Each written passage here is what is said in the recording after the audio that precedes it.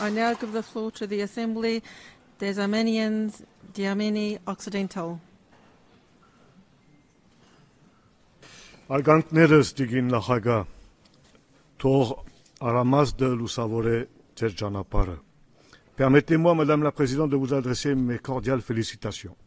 Depuis les temps les plus reculés, la question de la mémoire de l'humanité, c'est-à-dire la préservation des données et de leur désagrégation, a été un besoin existentiel fondamental dans le but de la transmission des savoirs et savoir-faire aux futures générations.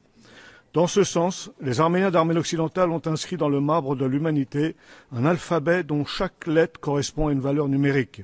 Il a été formé dans sa version actuelle en l'an 405 par le linguiste arménien, le théologien, l'homme d'État et l'hymnologue Mesrop Mashtots, à partir des caractères arméniens anciens trouvés sur le territoire de l'Arménie occidentale par un évêque syrien nommé Daniel. Les Arméniens apprécient et respectent leur alphabet et le considèrent comme un miracle culturel. Mais la chose la plus étonnante à propos de l'alphabet est son lien avec le tableau périodique des éléments chimiques publié par le chimiste russe Dimitri Mendeleïev en 1869. Autrement dit, la somme des indices, valeur numérique des caractères alphabétiques, dans l'ancien nom arménien d'un élément est égale au numéro atomique de cet élément, bien que cela soit applicable à 7 éléments connus au moment de l'invention de l'alphabet arménien. Ce sont les éléments comme l'or, le cuivre, l'argent, le fer, l'étain, le plomb et le mercure.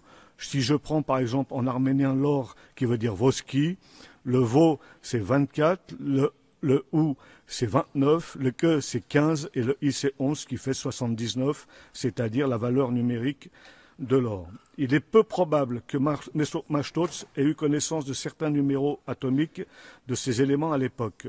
On ne sait pas encore quelles règles Mashtots a suivies en créant l'alphabet arménien dans sa version actuelle. Que ce soit juste une coïncidence, une sorte de miracle où Mashtots avait une certaine logique sur son esprit est inconnu à ce jour, mais le résultat est plutôt surprenant. Effectivement, l'Arménie occidentale fait partie des premiers États au monde, quand bien même si elle n'est pas aujourd'hui reconnue par l'ONU.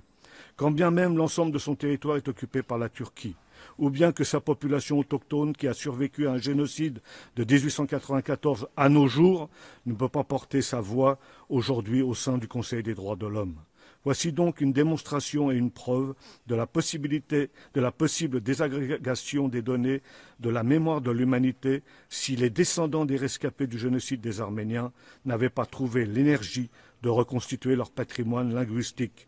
Cette intervention relève, entre autres, de l'article 13 de la Déclaration. Merci, Madame la Présidente.